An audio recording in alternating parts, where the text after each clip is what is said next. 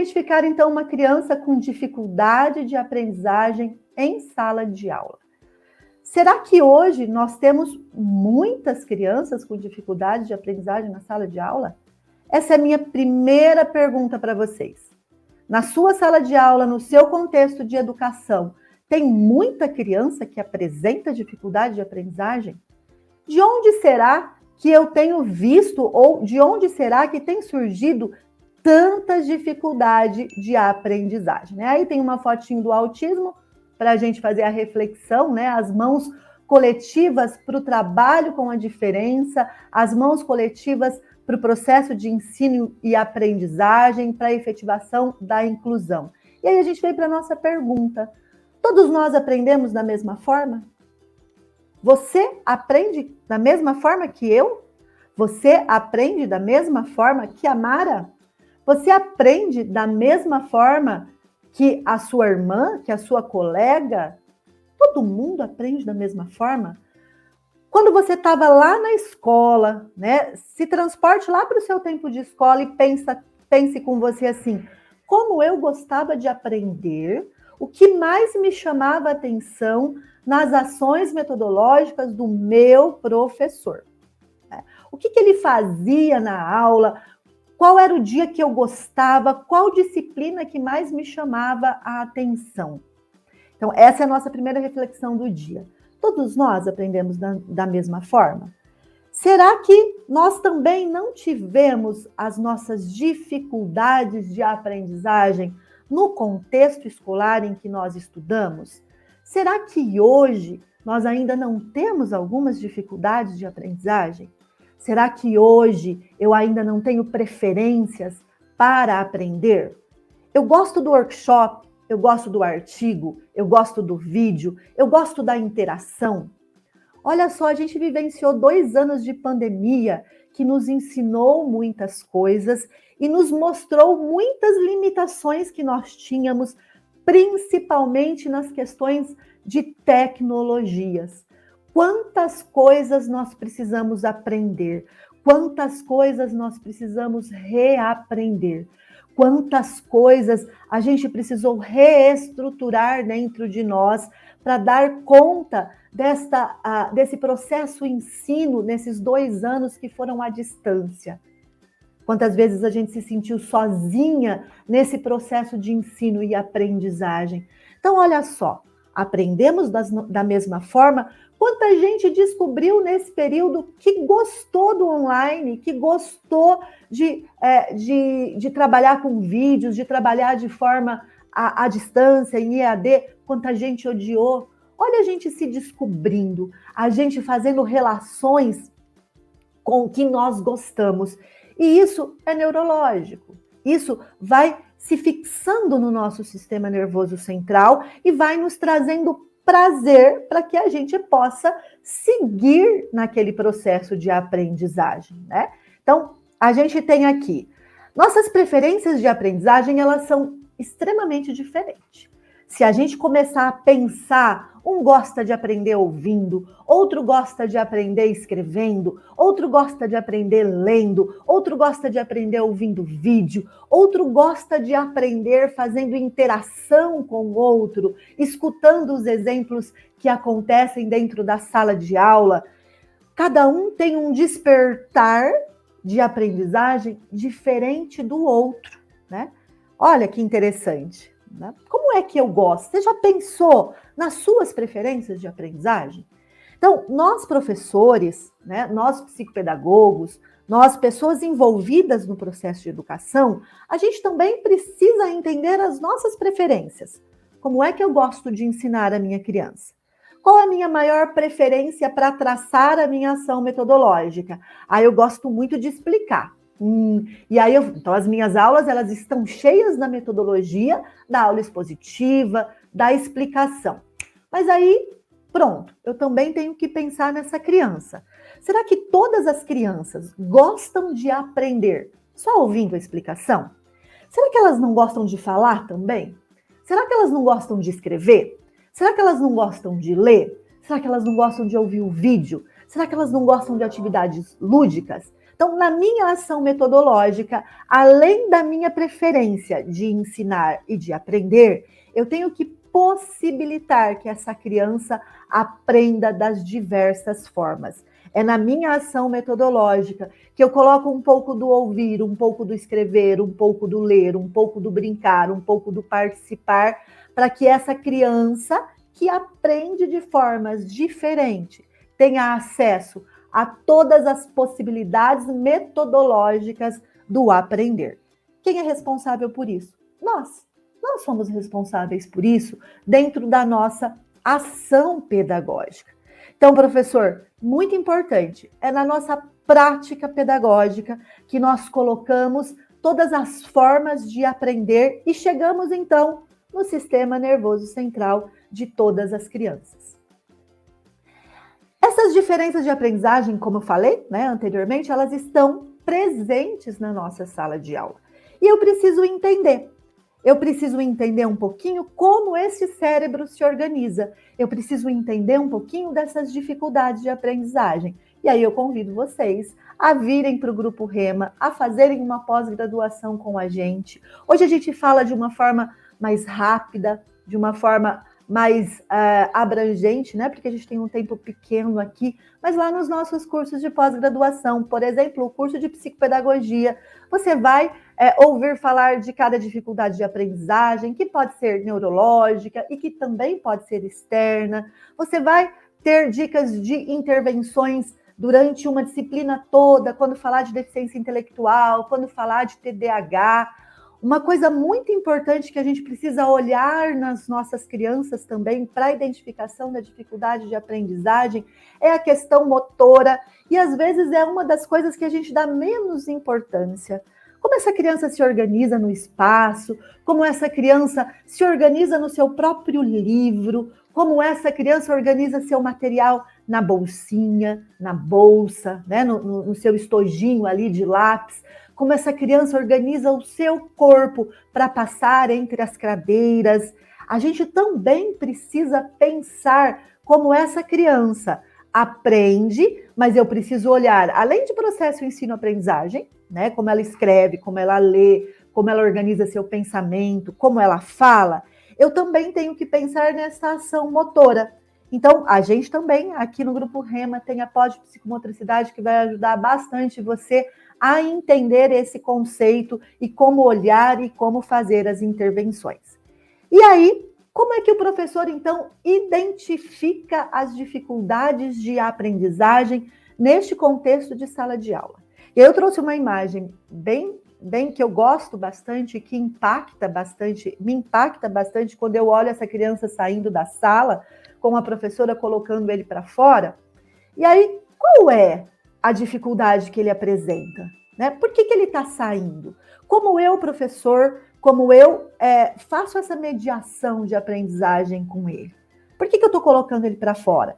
E eu vou dizer para vocês que na minha prática pedagógica, eu já pus muitos alunos para fora. Já pus alunos para fora que me incomodavam, que me davam trabalho e que eu não aguentava mais. E aí eu dizia assim, vai lá para a sala da pedagoga. Mas pedagogicamente, eu nunca pensei nesse aluno. Como é que ele se organizava? Foi estudando, foi buscando conhecimento, que é a nossa hashtag de hoje, busque conhecimento, que eu fui entendendo que um mau comportamento, que uma apatia, que uma letra feia, que uma negação ao responder uma pergunta podia me trazer sinais de que esta criança tem dificuldades de aprendizagem. E que é minha responsabilidade, enquanto professor que acredita nas diferenças, enquanto professor que promove a inclusão, seja ele da pessoa com deficiência, seja ele da pessoa dentro de um padrão de normalidade, sem nenhum transtorno, nenhuma deficiência ali, por isso que eu uso aspas, dentro de um padrão. O que é padrão hoje é muito discutido, que eu tenho que possibilitar. Possibilitar o quê, professora? Possibilitar o quê, Juliana? A aprendizagem. É direito dessa criança estar no ambiente escolar. Mas é um direito dessa criança estar no ambiente escolar e participar da aprendizagem. Então, confesso para vocês, eu gosto de falar um pouquinho da minha prática, que eu cometi muitos erros nesse sentido. Muitos e muitos, muitos e muitos mesmo. Colocando o aluno para fora, brigando por um problema de indisciplina, chegando à nota de um aluno porque ele demonstrava incapacidade de fazer um texto coeso, mas ele era muito bonzinho. Ele era bonzinho, mas eu não identificava que esse ser bonzinho estava vinculado a uma dificuldade de aprendizagem. O meu aluno ativo, hiperativo, TDAH, indisciplinado, eu não conseguia fazer uma ligação que essa indisciplina, que esse comportamento era vinculado a um TDAH, a um transtorno de déficit de atenção e hiperatividade, e que eu poderia colocá-lo para fora 1000 vezes, que ele ia cometer o mesmo erro todas as vezes, porque era neurológico, porque era uma dificuldade de aprendizagem, que eu precisava pensar e reestruturar a minha metodologia, a minha forma de ensinar. E aí, quando eu penso em dificuldade de aprendizagem, então, eu preciso compreender que fatores que contribuem para que esse estudante apresente dificuldade de aprendizagem. Então, eu olho essa dificuldade, este não aprender, eu olho esta dificuldade de escrita, essa dificuldade de organização, essa dificuldade de leitura, essa dificuldade de participação, essa dificuldade de passar entre as carteiras, essa dificuldade de receber comandos. Então, eu tenho que falar todo dia para o fulaninho lá na sala de aula. Vamos, fulaninho, já está na hora do intervalo. Guarda o seu material e vamos. Todos os dias eu tenho que dar a mesma ordem para esse fulaninho, porque ele não entende, para esse estudante. Todo dia eu tenho que falar para o meu outro estudante, para quieto, para de mexer essa mesa, para de mexer esse pé. Então, o que traz essa dificuldade de aprendizagem? Então, eu trago aí as questões externas e as questões neurológicas. E como que o professor ele precisa pensar nisso, então? Existem dificuldades de aprendizagem que são característicos de coisas externas, não estão ligadas às questões neurológicas, não é uma deficiência, não é um transtorno, mas também tem as questões neurológicas que estão lá no sistema nervoso central. Então, vamos pensar primeiro, nos fatores externos. Nós temos aí como os fatores externos a questão da afetividade, né? A questão afetiva do desenvolvimento dessa criança. Então, uma criança que não recebe carinho, uma criança que não recebe ordens, uma criança onde a questão é permissiva na sua casa, tudo eu posso, tudo eu ganho no berro, tudo eu ganho no grito. A afetividade é uma afetividade de compensação. Opa, como é que vai ser essa criança dentro da sala de aula? Vai ser uma sala de aula onde vai ser um comportamento em sala de aula que traz birra, que traz negação a regras? É uma possibilidade, tá? Eu tenho ali a questão emocional, uma criança que é agredida, uma criança que sofre violência. Como é esse emocional dessa criança? Como ela se comporta? Às vezes ela é extremamente agressiva, às vezes ela é muito tímida. Ser tímida não significa ter transtorno do déficit de atenção. Às vezes é uma criança muito carente, que quer beijo, que quer abraço, que está o tempo todo dizendo para você, professora, me dá carinho. Então, olha assim, são fatores externos, são fatores que vêm do meio desta criança, né, da aprendizagem de casa, da aprendizagem social para dentro da nossa sala de aula. Eu tenho aí a falta e excesso de estímulos. Então, uma criança muito estimulada, uma criança pouco estimulada, né? Uma criança que só vive na tecnologia, que ela é estimulada pelo tablet, pelo celular, e aí ela apresenta atraso de linguagem, não fala, está lá na educação infantil com 3 anos e não fala. E aí, ela é uma autista? Ela tem um transtorno, uma deficiência? Antes de chegarmos a este pensamento de que a criança pode ter uma questão neurológica, é importante a gente conhecer um pouco desta vida, desta aprendizagem, desses fatores externos que trazem, que essa criança traz para o contexto escolar, né? Para o contexto escolar. Questões familiares, né? Então, a questão afetiva, emocional, falta e excesso de estímulo, questão familiar, está tudo interligado com a casa, com a relação de criação, com a relação cultural que ela tem lá no mundo externo ao da escola. Só que a gente compreende, a gente entende que isso chega na escola. Agora a gente tem um fator externo de aprendizagem, que não é neurológico, que é escolar, que é a metodologia. E você, professor, como é que você usa as metodologias? Como é que você ensina? Como é que você atrela a afetividade na sua sala de aula? Como é que você escuta o seu aluno? Né? Todo dia a mesma metodologia? Todo dia é leitura silenciosa? Todo dia é fazer a tabuada? Todo dia é escrever um texto? Mas ali na carteira, sentadinho, sem levantar? Não proporciono, por exemplo, um texto coletivo, uma produção de texto conjunto, um jogo, hoje, para fazer uma produção de texto. Então, hoje eu trouxe dentro de um saquinho a história de uma fábula igual, 5 fábulas dentro de saquinhos, né? Lá na minha hora atividade, eu escrevi essa fábula, eu digitei numa letra um pouco maior, e aí eu cortei, fatiei esse texto, e eu quero trabalhar leitura, eu quero trabalhar compreensão de começo, meio e fim, e aí eu tiro esses meus alunos da carteira, eu tiro esses alunos do padrão de sala de aula, um atrás do outro, junto as carteiras em 5 grupos ali, tenho 20 alunos na minha sala, né? E faço grupos ali, dividindo eles em 4 grupos, 5 grupos, entrego ali os saquinhos e digo, agora vocês vão descobrir o que está escrito aí? Vamos descobrir o que a prof trouxe? Então, mudei a minha metodologia de leitura, mudei a minha metodologia de compreensão. Você faz isso? Você pensa isso?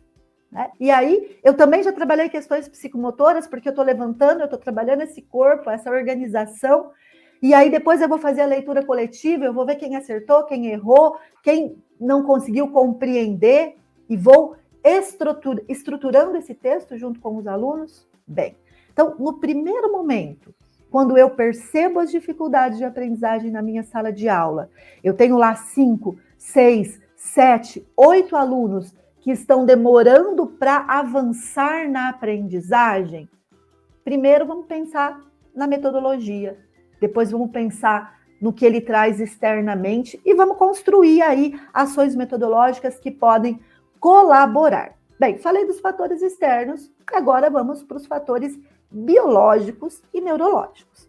Dentro dos fatores biológicos e neurológicos, eu tenho as deficiências e eu tenho os transtornos. É diferente, professora? Sim, gente, é diferente. Lá nos nossos cursos de pós-graduação, vocês vão ter disciplinas específicas falando dos transtornos, falando das deficiências. Então, eu dou uma aula que eu gosto muito no grupo, que é falar de deficiência intelectual, minha paixão, tá? Falar de deficiência intelectual é uma das minhas paixões aí de estudo, porque é um desafio mesmo o processo de ensino-aprendizagem da pessoa com deficiência intelectual. Por quê? Eu ensino A hoje, amanhã o A dele não está aqui na memória. Então, eu me desafio bastante para tentar transformar essa aprendizagem, né, complexa, essa aprendizagem que é degrau de aprendizagem para a próxima aprendizagem da criança com deficiência intelectual. Então, vamos relembrar quais são as áreas das deficiências que são postas pela própria política de educação especial, tá? Política de educação inclusiva na perspectiva de educação especial, ela define um público-alvo. Então, eu preciso entender quais são: deficiência visual, deficiência auditiva, deficiência intelectual, deficiência física neuromotora. Então, eu falo de áreas de deficiência. Depois eu tenho o autismo, que na nomenclatura da política ainda é TGD, mas é o nosso aluno TEA, é o nosso aluno com autismo. E depois eu tenho altas habilidades e superdotação. Isso são disfunções neurológicas. Nós sabemos, por exemplo, que o autismo é um transtorno do neurodesenvolvimento, é como este cérebro recebe as informações, é como esse cérebro aprende. Então, se esse cérebro aprende de forma diferente, eu, professora, preciso pensar ações metodológicas que cheguem neste cérebro, né? E aí eu tenho os transtornos de aprendizagem, que são pequenos desvios no sistema nervoso central, mas que traz para o processo de aprendizagem, né, traz assim para a nossa ação metodológica necessidades de adaptações metodológicas. Isso é muito simples. Hoje a gente vai falar de dislexia, hoje a gente vai falar de psicomotricidade desse corpo. Então você tem uma criança que ela é disléxica, então ela tem um transtorno de aprendizagem. Você tem uma criança que é deficiente intelectual na sua sala de aula, e você tem uma criança que tem demonstrado uma questão de timidez muito forte, e aí está lá no emocional da sala de aula, você ainda não sabe, mas essa criança sofre algum tipo de violência, então ela é medrosa, ela se fecha em si. Então você tem dificuldades de aprendizagem na sua sala de aula, trazida por contextos diferentes. Bem, e aí você chega na sua sala e você diz assim: hoje nós vamos trabalhar leitura silenciosa. E você propõe que todo mundo abra o livro na página 55 do livro. Você está lá numa sala de 5º ano. Você fala: eu não quero um pio nessa sala de aula. Vocês vão fazer a leitura e responder as questões. Poxa, mas você tem um disléxico que tem dificuldade de leitura. Tudo bem, professora, mas ele está na idade de fazer a leitura sozinho, mas ele tem um transtorno neurológico. Ele ainda não consegue fazer uma leitura fluente, ele ainda não consegue compreender todas as palavras, ele ainda precisa de pistas. Você tem um deficiente intelectual. Esse deficiente intelectual ainda está lá no nível silábico da leitura. Então, ele só lê palavras, só lê sílabas. E você tem essa criança amedrontada, em sofrimento. Essas 3 crianças vão conseguir acompanhar essa metodologia? Muitas vezes não. Ou, nesses 3 contextos, não vão acompanhar, né? Então, eu preciso pensar, então, na ação metodológica que vai ser trazida. O que eu posso fazer, professora? Então, vamos trabalhar uma leitura compartilhada? Vamos trabalhar uma leitura de parágrafos, porque você precisa ver a fluência dos outros alunos. Então, gente, vou dar 3 minutinhos. Todo mundo vai ler o primeiro parágrafo. Leia o primeiro parágrafo 1 vez, 2 vezes, 3 vezes. Depois a gente vai ler o parágrafo juntos e depois a gente vai discutir. Olha, eu estou dando a oportunidade do meu aluno, né, que não tem nenhuma deficiência, nenhum transtorno e nenhum fator externo que prejudique a sua aprendizagem, de fazer uma metodologia que é usada constantemente em sala de aula. Então, ele faz a leitura silenciosa, ele trabalha o seu entender, a sua compreensão naquele parágrafo, mas eu também, na minha ação metodológica, possibilita o meu aluno com deficiência intelectual que não tem condições, por exemplo, de fazer aquela leitura sozinho, compreender o que está escrito lá. O meu aluno disléxico, que não compreende tudo aquilo sozinho, de compreender. E o meu aluno que está ali abatido, triste, a participar de uma aula mais ativa, mais dinâmica. Então, gente, vamos ler agora. O que vocês entenderam? Os alunos que fizeram a leitura podem ir falando o que entenderam e você, professor, já vai dando essa dinâmica. Será que essa palavra é isso mesmo? Vamos ler essa frase, é esse sentido? Olha quantas áreas do sistema nervoso central você vai despertando quando você proporciona este tipo de ação metodológica, né? Então, olha só, eu não disse que não é para ele não fazer a leitura silenciosa. Você pode sim trabalhar isso, mas não o texto todo. Vá fragmentando isto, vá possibilitando a compreensão deste texto para os outros alunos também que têm dificuldade. Isso é muito interessante, né? Então, o que a gente entende, então, por dificuldades de aprendizagem? Então, eu tenho uma dificuldade de aprendizagem num primeiro momento, que ela não é neurológica, ela não vem do sistema nervoso central e que ela está relacionada muitas vezes à ação metodológica que o professor utiliza, que nós utilizamos, eu vou dizer nós, porque eu sou professora e também utilizo metodologias que às vezes não alcançam todos os alunos. Tá? A gente, então, precisa pensar esse ambiente físico, esse contexto social, para entender essa dificuldade de aprendizagem. Então, é um termo. A gente percebe que o termo dificuldade de aprendizagem não é tão novo assim. Eu gosto dessa citação porque diz, né? Ó, o termo dificuldade de aprendizagem, ele é usado desde a década de 60.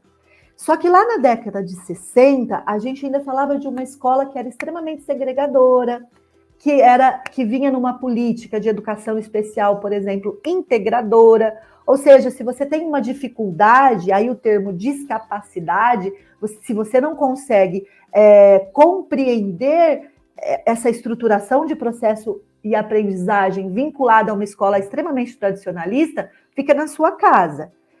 Então, lá na década de 60 já se falava disso, mas não se mudava a ação pedagógica para que essa criança aprendesse. Então, olha que interessante, né? Então, você tinha lá uma criança deficiente intelectual e era a mesma metodologia o tempo todo. Você tinha um disléxico, era a mesma metodologia o tempo todo. Você tinha um autista, era a mesma metodologia o tempo todo. Então, na década de 60, de 70, de 80, muito se trabalhou para a exclusão dessa criança do espaço escolar. Por quê, professora? Porque não se trabalhava de forma diferenciada. Não se pensava essa discapacidade e não se pensava a ação metodológica para melhorar isso. Né? Então, a gente pode considerar que dificuldade de aprendizagem é um termo extremamente genérico. Este termo abrange um grupo bem diferente de problemas capazes e que alteram, então, a condição desta criança de aprender, traz dificuldades desta aprendizagem e que essa criança não apresenta nenhuma disfunção neurológica. Ela está ali dentro de um padrão, né, de aprendizagem ou neurológico que não justifica. O que justifica, então? Fatores externos. Vamos investigar isso, fatores metodológicos. Então, esse é o primeiro passo. Tá? Eu observo na minha sala de aula as dificuldades de aprendizagem, aquilo que pode contribuir, mudo a minha ação pedagógica, mudo a minha prática. Então, eu vou trabalhar a leitura individual, leitura coletiva, produção de texto individual, produção de texto coletiva. Eu vou traçando metodologias e essas metodologias vão fazendo novos caminhos de aprendizagem dentro do sistema nervoso, vão fixando, porque o que é base de aprendizagem, gente? Todos nós, e principalmente a criança, no seu desenvolvimento, ela precisa de memória. A memória dela precisa ser ativada quando eu ensino um conteúdo novo. Como assim, professora? Ela precisa olhar nesse slide que está sendo projetado para vocês e está escrito ali dificuldade de aprendizagem e ela precisa reconhecer as letras para poder ler dificuldade. Então, no meu cérebro, para que a gente leia ali dificuldade de aprendizagem, o meu cérebro identifica a letra, identifica o som, depois ele traz para a palavra, identifica o que significa na minha memória dificuldade e constrói o sentido, dificuldade de aprendizagem. Então, a criança, ela começa nesse processo na educação infantil. Então, quando a gente apresenta a letra A, aí ela identifica a letra A no nome dela, e aí ela identifica a letra A dentro da sílaba da, dentro do nome da mãe, dentro da marca do shampoo que ela usa, dentro da bolacha preferida, ela vai fazendo essa relação. Tudo isso vai se tornando uma aprendizagem para que ela possa ler com fluência, escrever com fluência. Então, o que é base de aprendizagem? Memória. Toda aprendizagem, ela se dá através de uma memória. Então, a gente tem memórias afetivas, a gente tem memória motora, toda a nossa aprendizagem e o nosso desenvolvimento, ela está aqui, ela vem através da memória. Mas a gente sabe que as dificuldades de aprendizagem, elas podem e estão também relacionadas às causas neurológicas. E essas causas neurológicas, elas estão diretamente ligadas ao sistema nervoso central. As nossas questões de sinapses, né? De relação mesmo de neurônios. Né? E aí eu posso ter prejuízo de leitura, de escrita, eu posso ter prejuízo no meu comportamento, ser extremamente impulsivo, na minha capacidade de atenção, de concentração. E o que a gente precisa muito na escola? A gente precisa muito da capacidade atencional dessa criança, a gente precisa muito da concentração dessa criança. Aí uma criança extremamente agitada, que é expulsa da sala o tempo todo, ela vai continuar sendo impulsiva, ela vai continuar sendo hiperativa, agitada, porque está ligado ao sistema nervoso central. Então, mais uma vez, eu convido vocês a virem para os nossos cursos. Lá a gente vai tratar de cada transtorno de forma específica, durante um período de 8 horas de aula. Então, vai falar de TDAH no curso de psicopedagogia, por exemplo, vai falar de deficiência intelectual, vai falar de capacidades atencionais, e aí você consegue compreender um pouco melhor a sua ação metodológica nesse processo. Como fazer a intervenção? Como ajudar nessas dificuldades de aprendizagem? Porque é fato, gente, a nossa criança hoje chega com muita, mas muita dificuldade de aprendizagem na escola. Se a gente pensar na criança que chegou no 3º ano, hoje, que passou 2 anos sendo alfabetizada pela tecnologia, né? Muitas vezes sem a interação com o professor. Como é que está essa leitura? Como é que está essa escrita? Como é que está essa memória de letras, de sons, né, dentro desse sistema nervoso central? Então, só porque ela traz essa dificuldade, que é característico agora da pandemia, né, desse período educacional que nós vivemos diferente, ela tem uma questão neurológica, a gente só consegue saber isso depois que a gente fizer todas as intervenções possíveis para melhorar esta aprendizagem. Quando ela não melhora, aí sim, a gente entende que pode ser uma condição neurológica, tá? E aí, as dificuldades interferem, então, na aprendizagem escolar? Claro que interferem, né? As dificuldades que podem ser externas ou neurológicas, elas trazem para nós, professores, uma dificuldade gigante de como ensinar. Poxa, como que eu vou ensinar hoje um texto dissertativo? Como é que eu vou ensinar divisão, multiplicação, se ela ainda não sabe número? Se ela ainda não constrói uma frase? Se ela ainda não reconhece o sentido? Ela faz a leitura de uma frase, por exemplo, hoje temos aula de educação física às 10 horas. Então, ela demora muito para construir, ela já está com 10 anos. Quando eu falo de uma criança de 10 anos, eu já tenho que pensar nos marcos de desenvolvimento. Então, nós professores, nós psicopedagogos, nós neuropsicopedagogos, nós pais, mães, a gente precisa entender os marcos de desenvolvimento. Eles estão aí para dizer para a gente o quê? O que essa criança precisa ter no seu desenvolvimento dentro daquela faixa etária. Posso ter oscilação para mais e para menos? Com certeza. Principalmente ali na nossa sala de aula. Há uma oscilação significativa, principalmente pensando que às vezes você tem uma turma de prézinho ali na educação infantil, que uma criança completou 5 anos em março e a outra vai completar 5 anos em dezembro. Isso já traz uma diferença no desenvolvimento, tanto motor quanto cognitivo, de pensamento, de abstração. Então, nós sempre precisamos analisar isso. A gente sempre precisa pensar o que eu espero desta criança, tanto cognitivamente como no comportamento. Né? Que aí a gente chama isso de comportamento adaptativo. O que eu preciso da criança aos 10 anos? Como ela precisa se comportar, como ela precisa brincar, como ela precisa se socializar, quais as noções de perigo que ela precisa ter no dia a dia. Então, é desenvolvimento, é olhar essa criança de forma global, geral.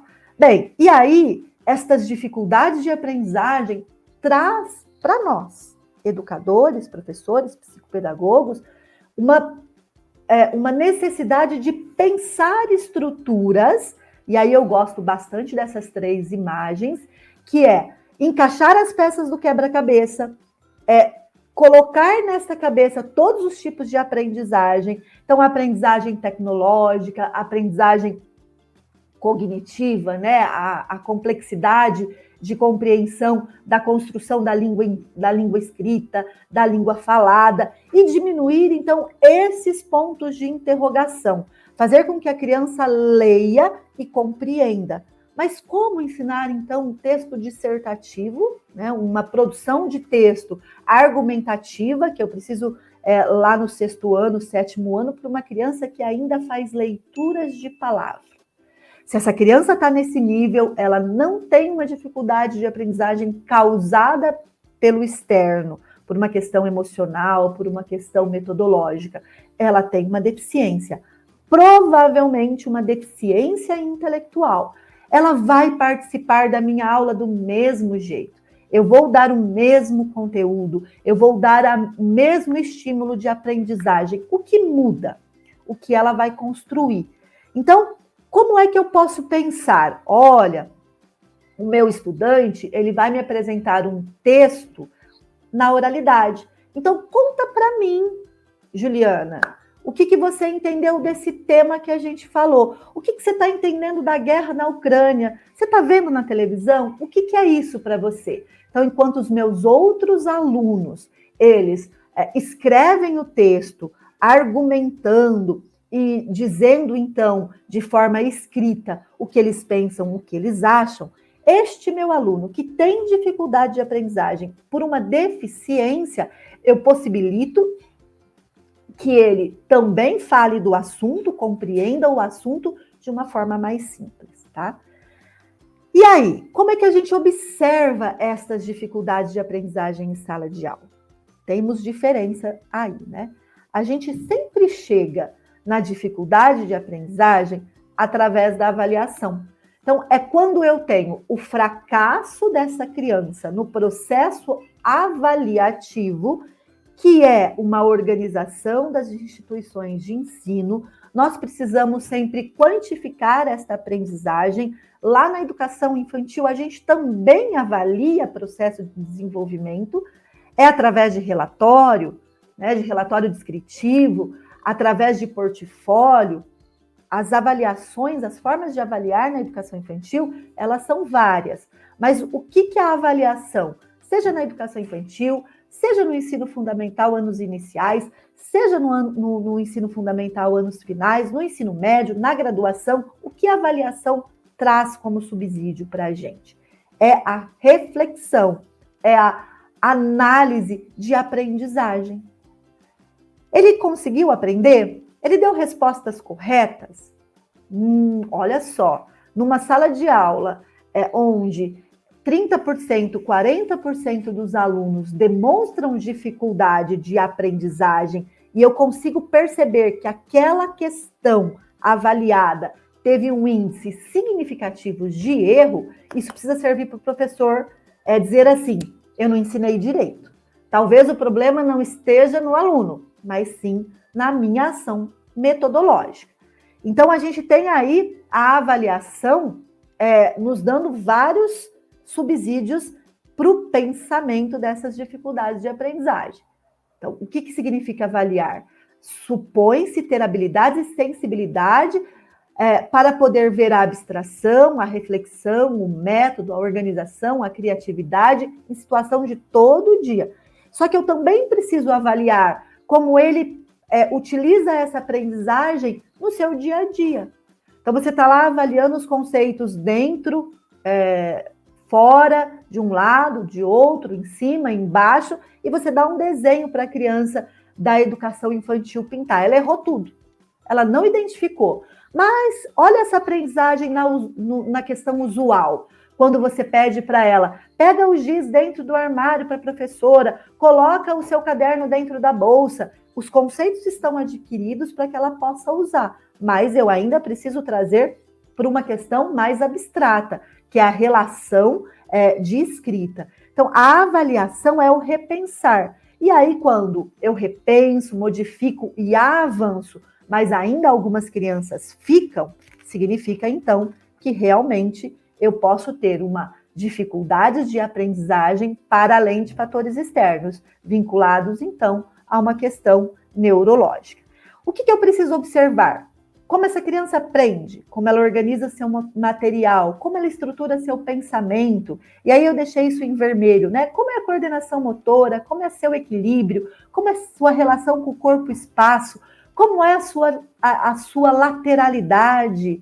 Vamos lembrar que lateralidade não é só esquerda e direita, né? É esse corpo se organizando. Então percebam que eu tenho ali,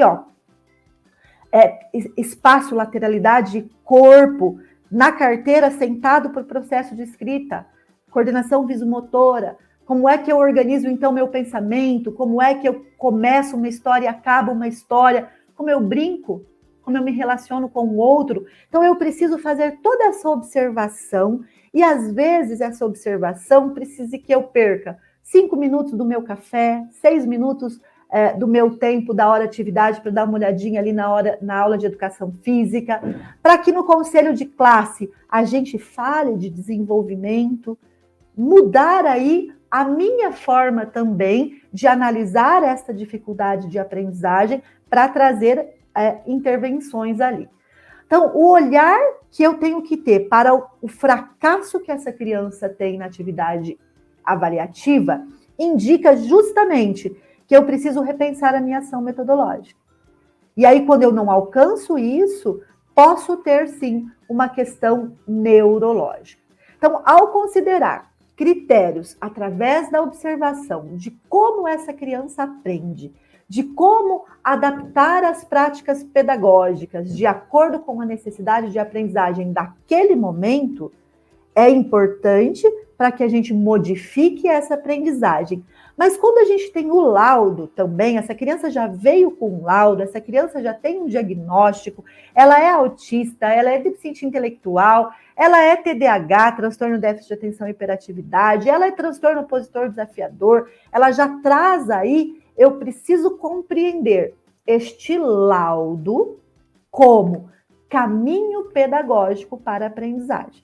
Então, por que a gente fala muito de laudo? Né? Por que quando a gente está lá no curso de psicopedagogia, por exemplo, a gente vai fazer o olhar para essa criança que demonstra dificuldade de aprendizagem? É justamente para eu entender como conduzir a metodologia dentro do autismo, dentro da deficiência intelectual, compreendendo, gente. É claro que mesmo tendo o mesmo laudo, a criança ela é única. Ela é ela dentro da sua própria deficiência. Então, talvez o que deu certo no ano passado não dê certo este ano. Mas a minha experiência já me traz umas possibilidades, né? Poxa vida, eu já trabalhei trazendo o aluno mais para frente, com organização através de imagens, eu já busquei algumas coisas, mas esse ano só isso não está dando certo. Então, vamos acrescer mais possibilidades para trilhar esta aprendizagem. Então, já caminhando, né, para o nosso fechamento, a gente ainda tem um tempinho, a gente precisa entender que nesse contexto todo que a gente coloca de dificuldades de aprendizagem, a escola tem que pensar na diversidade dessas dificuldades e de uma forma, mesmo sabendo que é difícil, a gente precisa garantir a aprendizagem de todos os alunos. E aí eu trago uma imagem aqui bem bacana, que eu gosto bastante, que é a equidade. Essa equidade, ela diz assim, nem todos os alunos que trazem dificuldades de aprendizagem precisam do mesmo recurso. Olha que interessante. Então vamos pensar aqui no dia de hoje, dia de conscientização do autismo. Então vamos pensar que na sua sala de aula você tem 3 crianças com autismo. O mesmo laudo, o mesmo CID. Mas vamos pensar que mesmo com o mesmo laudo, com o mesmo CID, esta criança não precisa dos mesmos recursos. Então, eu tenho aqui o meu estudante 1, que está de azulzinho hoje, e ele não precisa de recurso nenhum. Ele não precisa de adaptação, ele não precisa de flexibilização, ele tem o laudo, mas ele tem uma boa verbalização, uma boa aprendizagem. Então, ele é um autista, mas a sua necessidade de adaptação, ele não tem dificuldade de aprendizagem. Ah, ele tem um movimentinho, então quando eu estou explicando, ele fica mexendo assim com a mão, que é uma modulação para ele compreender isso tudo, e aí ele segue. E aí eu tenho um outro que precisa de um recurso a mais. Mas aí eu tenho aquela criança que tem ainda muito mais dificuldade e que precisa de muitos recursos. Precisa da atenção individualizada, que é trazê-lo mais para frente, precisa de um tempo maior para execução das atividades, precisa da equipe multiprofissional dentro do espaço escolar, precisa de uma quantidade de exercícios menor, ou seja, ele precisa de mais recursos, ele precisa de mais possibilidades. E aí, gostou desse vídeo? Então curta para que ele possa alcançar e ajudar mais pessoas. E se inscreva também em nosso canal do YouTube para contribuir aprendendo com a gente sobre esse e muitos outros temas. Ah, e ative o sininho aqui embaixo para receber aviso toda vez que tiver um conteúdo novo. Um abraço e até breve!